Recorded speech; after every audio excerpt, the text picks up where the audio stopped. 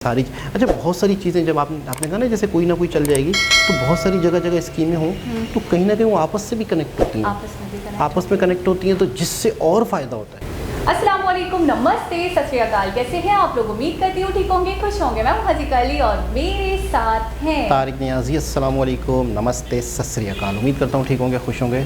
दोस्तों जहाँ रहें खुश रहें, माँ बाप का ख्याल करें क्योंकि माँ बाप में तो सभी कुछ है। आज की हमारी वीडियो बहुत इंटरेस्टिंग। सो स्टार्ट करते हैं अपनी वीडियो को without wasting any time. So let's start. Okay guys, तो वीडियो का टाइटल है India has finished. Okay guys, तो वीडियो का टाइटल है India has potential to attract $500 billion through FDI in 5 years। तो स्टार्ट करते हैं अपनी वीडियो को। पिछले 8 सालों से जिस तरह भारत सरकार देश की अर्थव्यवस्था को मजबूत बनाने में काम कर रही है, अब उसका रिजल्ट भी दिखना शुरू हो गया है। पिछले 8 सालों से भारत में हर साल FDI में न्यू रिकॉर्ड बन रहा है। वो इसलिए क्योंकि टाइम टू टाइम भारत सरकार FDI पॉलिसी में चेंजेस कर रही है, जिसके चलते भारत दुनिया भर के इन्वेस्टर्स के लिए फ्रेंडली डेस्टिनेशन बनता जा रहा है। पिछले 8 सालों में भारत में बिजनेस करना आसान हो गया है, भारत का इंफ्रास्ट्रक्चर अच्छा हो गया है, मैन्युफैक्चरिंग करना आसान हो गया है। इसके चलते भारत में हर साल फॉरेन डायरेक्ट इन्वेस्टमेंट बढ़ रही है। इसके अलावा इन्वेस्टर्स को अब लग रहा है कि भारत एक उभरती हुई अर्थव्यवस्था है, ये दशक भारत का होने वाला है। तो इसके चलते भी ग्लोबल इन्वेस्टर भारत की डोमेस्टिक कंपनीज और स्टार्टअप में इन्वेस्ट कर रहे हैं। इसके अलावा पिछले कुछ सालों में भारत सरकार ने बहुत सारे इकोनॉमिक रिफॉर्म किए हैं, बहुत सारे स्कीम लॉन्च किए, जैसे कि PLI scheme, make in India, आत्मनिर्भर भारत, जिसके चलते भारत के मैन्युफैक्चरिंग सेक्टर में भी इन्वेस्टमेंट आ रही है। भारत में FDI को बढ़ता देख CII, confederation of Indian industry, ने अपनी रिपोर्ट में बताया है कि आने वाले 5 सालों में भारत में कम से कम $475 बिलियन का फॉरेन डायरेक्ट इन्वेस्टमेंट FDI आ सकता है। तो नमस्कार दोस्तों, स्वागत करते हैं आपका चार्जिंग पॉइंट हिंदी में। दोस्तों आज की इस वीडियो में हम बात करेंगे FDI, फॉरेन डायरेक्ट इन्वेस्टमेंट के बारे में, और साथ में जानेंगे कि FDI से भारत की अर्थव्यवस्था को कितना फायदा होता है। तो जानने के लिए जुड़े रहिए आप इस वीडियो के साथ। भारत में FDI की शुरुआत 1991 से हुई थी। अब आप बोलोगे कि भारत तो आजाद 1947 में हुआ था, तो FDI की शुरुआत इतनी देरी से क्यों हुई? एक्चुअली जब भारत आजाद हुआ था तब उसकी बहुत ही कंजर्वेटिव इकोनॉमिक पॉलिसी थी। बाहरी देशों के साथ व्यापार ज्यादा नहीं था, लेन देन ज्यादा नहीं था, जिसके कारण देश की अर्थव्यवस्था लगातार खराब होती जा रही थी, जिसके चलते 1991 में भारत में इकोनॉमिक क्राइसिस भी देखने को मिला था। तो इस क्राइसिस से निकालने के लिए 1991 में भारत सरकार ने इकोनॉमिक पॉलिसी में चेंजेस किए, लिबरलाइजेशन, प्राइवेटाइजेशन, ग्लोबलाइजेशन को इंट्रोड्यूस किया, और यहीं से फॉरेन डायरेक्ट इन्वेस्टमेंट FDI की शुरुआत हुई और विदेशी कंपनियों को कुछ शर्तों के साथ भारत में इन्वेस्ट करने की छूट दी गई।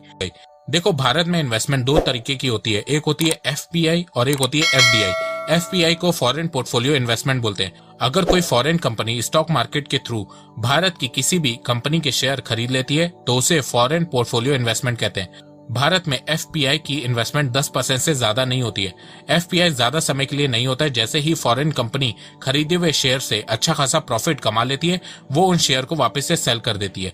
वहीं FDI का मतलब होता है जब देश की डोमेस्टिक कंपनी में कोई फॉरेन कंपनी इन्वेस्ट करती है, उसे FDI कहते हैं। मतलब कोई भी फॉरेन कंपनी भारत की किसी भी कंपनी में इन्वेस्ट करती है या अपनी खुद की ब्रांच भारत में खोलती है, उसे FDI कहते हैं। FDI लॉन्ग टर्म पीरियड के लिए होता है। FDI भी 2 तरीके के होते हैं। पहला, ग्रीन फील्ड इन्वेस्टमेंट, इसके तहत दूसरे देश की कोई भी लीगल कंपनी भारत में अपनी ब्रांच खोल सकती है। दूसरा, पोर्टफोलियो इन्वेस्टमेंट, इसके तहत विदेश की कोई भी लीगल कंपनी भारत की किसी भी कंपनी के शेयर खरीद सकती है या फिर उसमें डायरेक्ट इन्वेस्ट कर सकती है। देश में कितना FDI आएगा और हर सेक्टर में कितना FDI आएगा, इसको तय करने की जिम्मेदारी भारत सरकार की होती है। देश में FDI आने के 2 रास्ते, पहला है ऑटोमेटेड रूट। ऑटोमेटेड रूट के जरिए कोई भी फॉरेन कंपनी भारत की कंपनी और सेक्टर में इन्वेस्ट कर सकती है। इसके लिए उसे भारत सरकार से परमिशन लेने की कोई जरूरत नहीं होती है। दूसरा है सरकारी रूट। इसमें फॉरेन कंपनी को इन्वेस्ट करने के लिए भारत सरकार की परमिशन लेनी होती है। भारत में ऐसे कुछ सेक्टर है जिनमें फॉरेन कंपनी डायरेक्ट इन्वेस्ट नहीं कर सकती है, जैसे कि defence, space, print media, pharmaceutical, banking sector, broadcasting, content services, lottery business, tobacco related manufacturing. पिछले 20 सालों में भारत में FDI 20 गुना बढ़ा है। मनमोहन सिंह जी के 10 साल के कार्यकाल में भारत में $303 बिलियन का FDI आया था। वहीं मोदी जी के 8 साल के टेन्योर में $523 बिलियन का FDI आया है। बीते कुछ सालों में भारत में FDI के बढ़ने का main reason make in India initiative है।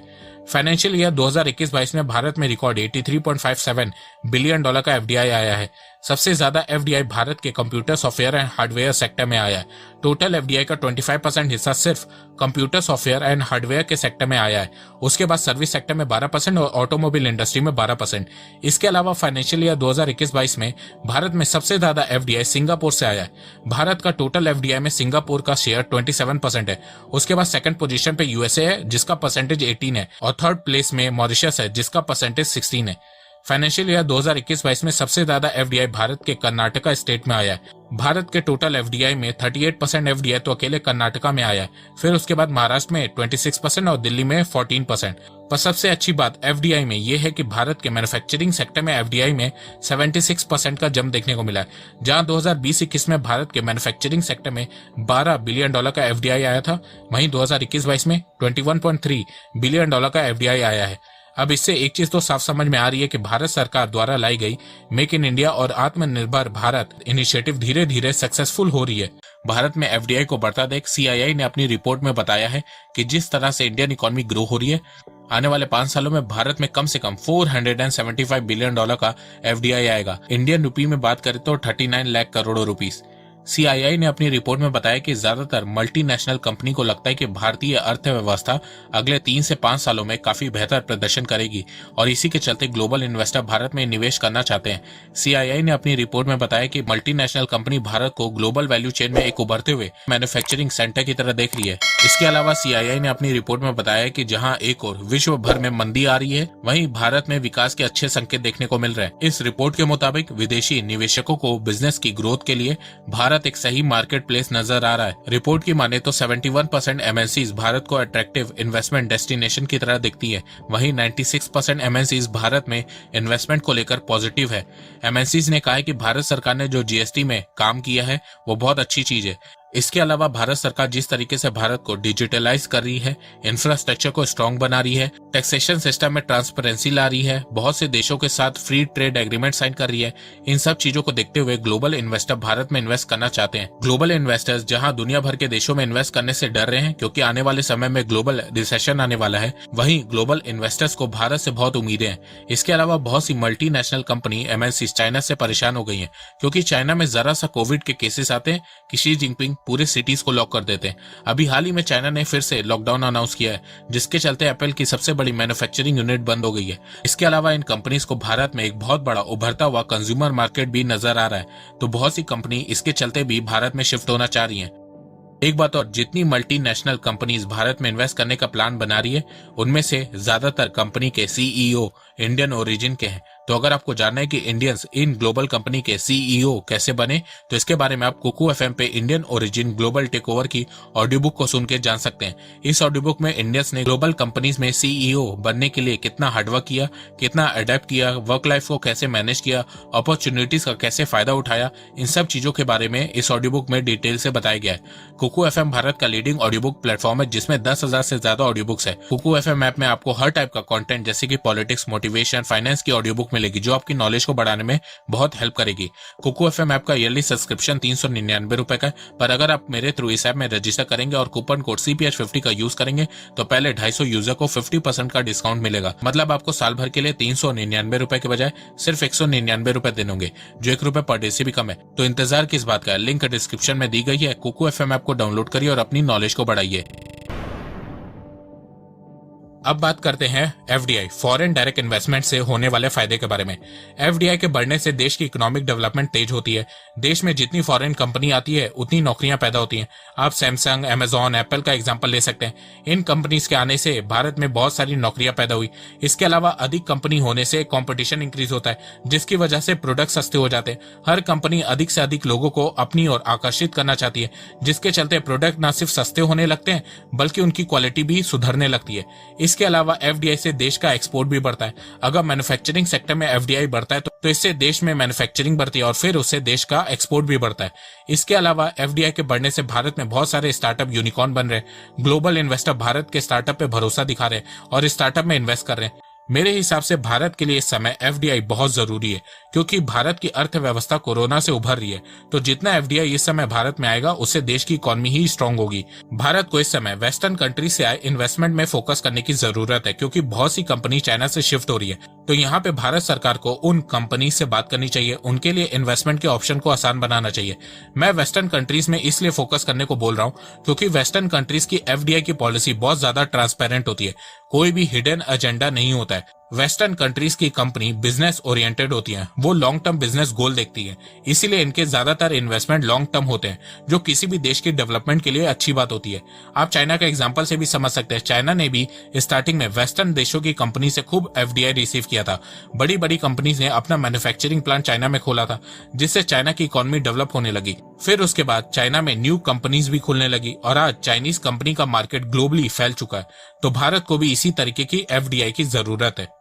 एक बात और, अगर आपको जानना है कि इंडियंस इन ग्लोबल कंपनी के सीईओ कैसे बने, तो इसके बारे में आप कुकू एफएम पे इंडियन ओरिजिन ग्लोबल टेकओवर की ऑडियो बुक को सुन के जान सकते हैं। तो इंतजार किस बात का है, लिंक डिस्क्रिप्शन में दी गई है। कुकू एफएम ऐप को डाउनलोड करिए और अपनी नॉलेज को बढ़ाइए। तो दोस्तों, मुझे लगता है कि अब आपको सब समझ में आ गया होगा। तो अगर आपको ये वीडियो पसंद आए तो आप इस वीडियो को लाइक कीजिए, और अब आप मुझे सपोर्ट भी कर सकते हैं पेट्रियन और यूट्यूब में ज्वाइन बटन के थ्रू। एक बात मैं कहना चाहता हूँ, आप जितनी मेरी वीडियोस को शेयर करेंगे उतनी ही रीच मेरी बढ़ेगी और उतने ही लोग मेरे से जुड़ेंगे। तो वीडियो को शेयर करना, चैनल को सब्सक्राइब करना बिल्कुल भी मत भूलिएगा। मैं ऐसे ही एजुकेशनल वीडियोस लाता रहूंगा आप लोगों के लिए। तो अभी तक के लिए बस इतना ही। धन्यवाद। जय हिंद, जय भारत। जी जनाब, क्या बात है। अच्छा, सब कुछ क्रिस्टल क्लियर है। ऐसा ही है।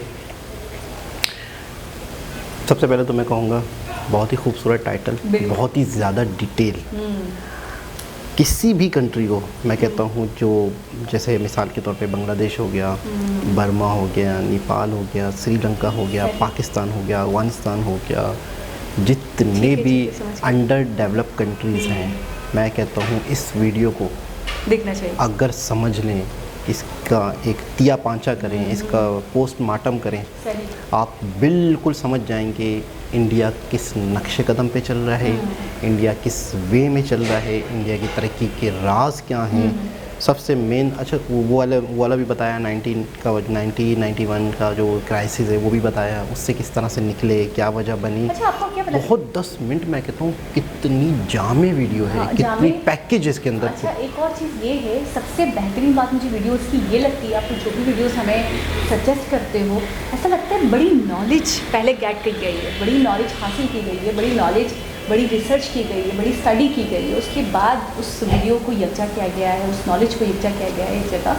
वीडियो की शक्ल में। दूसरी बात ये कहना चाहूँगी, मनमोहन सिंह जी का मुझे लगता है बहुत बड़ा रोल है, बहुत बड़ा किरदार है। बिल्कुल। हम मोदी जी की बात करते हैं, हम एस जयशंकर की बात करते हैं, हम नितिन गडकरी जी की बात करते हैं, हम सब की बात करते हैं, लेकिन मुझे आज खुद को बहुत बुरा लग रहा है ये कहते हुए कि हम अक्सर उनकी बात नहीं करते।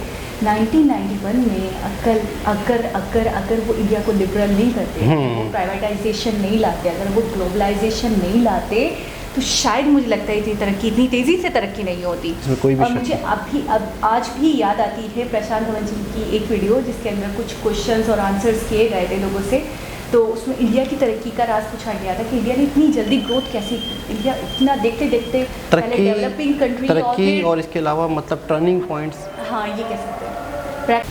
तो मुझे ऐसा लगता है एक बड़ा चेंज जो आया ना, वो मनमोहन सिंह जी के दौरे हुकूमत में आया। इकोनॉमिक्स को बहुत बेहतर समझते हैं, और उन्हें पता चला, उन्हें आइडिया हुआ कि ये चीज़ें हैं, अगर ये रिफॉर्म किए जाएँ, ये तब्दीलियाँ की जाएँ, तो ये बूस्ट मिल गया, समझे, बूस्ट मिल गया और इकोनॉमी आगे से आगे जाती है। अच्छा, सबसे पहले ये जो पॉलिसियाँ हैं, ये जैसे वो है मेक इन इंडिया है, या फिर वंदे भारत जैसे ट्रेन्स हैं, हाँ। या फिर ये जो बाहर की जो कंपनीज़ को जो इनिशिएटिव दिए गए हैं कि आएँ सरमायाकारी करें, तो बहुत सारे प्लान जैसे यूपीआई का चक्कर है। अच्छा, इसके अलावा बाहर जो हमने छोटी छोटी वीडियो देखी, गांव देहात में बैंक खोलवाने का सिस्टम, हर शख्स का अपना बैंक हो, देखिए ना, वो महिलाओं का एक PLI है, ठीक है ना, इस तरह के, यानी कि हर बहुत सारी स्कीम्स, यानी कि मोदी जी ने अपने टेन्योर में, मैं ये तो कहूँगी कि बहुत सारी स्कीम्स को लॉन्च किया, ऐसी स्कीम कि भाई एक काम नहीं करे तो दूसरी कर जाए, दूसरी नहीं, सभी नहीं, फिजिबिलिटी अगर सही होगी ना, फिजिबिलिटी तो होगी, लेकिन कोई, जैसे हमने मेक इन इंडिया के हवाले से सुना था कि बहुत ज़्यादा जल्दी प्रोग्रेस नहीं हो रही थी उसमें, लेकिन आहिस्ता आहिस्ता आहिस्ता आहिस्ता वीडियो दर वीडियो हम देखते रहे कि मेक इन इंडिया कितना आगे बढ़ गया, इसमें कितना कोई बड़ा। भी शक नहीं। तो स्टार्टिंग में तो आपको नहीं आइडिया होगा कि ये पॉलिसी चलेगी, ये पॉलिसी चलेगी, हो सकता है कुछ फ्लॉप हो जाते हैं, कुछ आइडियाज़ आपके फ्लॉप हो जाते हैं। इंसानी दिमाग है, इंसान सोच ही सकता है, आगे का प्रिडिक्ट नहीं कर सकता कि फ्यूचर में कौन सी पॉलिसी बहुत काम कर जाएगी। लेकिन मैंने ये देखा, मेक इन इंडिया देखा हमने, PLI हमने देखा, UPI हमने देखा, इंसेंटिव देना हमने देखा मोदी जी का, वन सिंगल विंडो हमने देखा, तो IT बहुत सारी पॉलिसीज IT से रिलेटेड बड़ी एक चीज़ें हुई, और एनर्जी के हवाले से बहुत हुआ, EV के हवाले से बहुत हुआ, एनर्जी गाड़ियों के हवाले से बहुत हुआ, सोलर के हवाले से बड़े बड़े प्लांट लगे, बड़ी बड़ी चीज़ें हुई। तो इससे देखिए, जब भी आप कोई भी चीज़ करते हैं या फॉरेन करेंसी आती है या इन्वेस्टमेंट आती है, तो जाहिर सी बात है बिजनेस बढ़ता है, लोगों को रोज़गार मिलता है, लोग तरक्की करते हैं। तो बहुत सारी चीज़ों की फिजिबिलिटी जब बना के एक स्कीम लॉन्च की जाती है, तो उसके सारे नेगेटिव पॉजिटिव पॉइंट्स देखे जाते हैं, तब जाके। और ये बनाने वाले कोई एक दो शख्स नहीं होते, प्रॉपर टीम में बैठती हैं, उसकी सारी चीज़ों को देखा जाता है। तो आज उनका रिजल्ट निकल रहा है। तो कितने साल में 5 ट्रिलियन GDP, $500 बिलियन कितने टाइम में होने की उम्मीद है? आने वाले वक्तों में होने की उम्मीद है। तो जाहिर सी बात है कि सारी, अच्छा बहुत सारी चीज़ें जब आपने कहा ना, जैसे कोई ना कोई चल जाएगी, तो बहुत सारी जगह स्कीमें हों, तो कहीं ना कहीं वो आपस से भी कनेक्ट होती हैं, आपस में कनेक्ट होती हैं, तो जिससे और फ़ायदा होता है, और ज़्यादा उन चीज़ों को एक मतलब सहारा मिलता है। और सबसे खूबसूरत बात, बाहर के लोग आकर जो इन्वेस्टमेंट करते हैं FDI के थ्रू, और FDI, तो ये बाहर के लोग आके इन्वेस्टमेंट करते हैं, तो ये तो टोटली आपके मुल्क के लिए गोल्ड है, समझो। टोटल अपने मुल्क की ग्रोथ है। अच्छा, इनका देखें हम हार्डवेयर सेक्टर में इनके बड़े मतलब बहुत ज़्यादा मतलब एक तरीके से वो बहुत बड़ा एक मेजर ज़रिया है इकोनॉमी को आगे ले जाने का। सॉफ्टवेयर के हवाले से हमने बात करी, IT के हवाले से हमने बात करी। हम अगर अपने मुल्क पे नज़र डालें, FDI के थ्रू कितनी कंपनीज आती होंगी, कुछ आती होंगी, नहीं आती होंगी, कुछ इन्वेस्टमेंट होती होगी। देखिए सबसे पहले तो अट्रैक्शन देखती हैं। अच्छा, चाइना वाला जो कोविड वाला है, वो भी थोड़ा सपोर्ट मिला।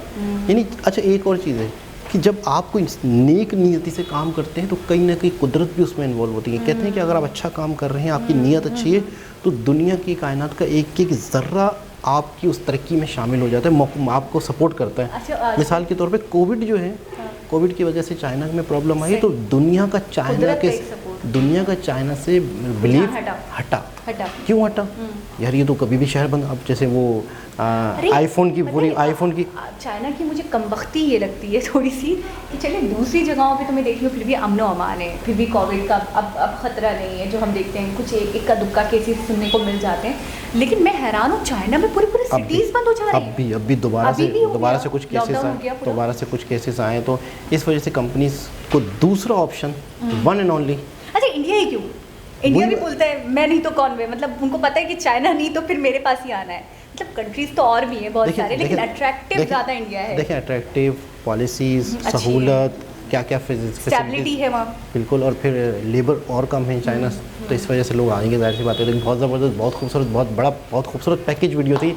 दोबारा किसी और के साथ से मुलाकात होगी, जब तक के लिए अल्लाह हाफ़िज़।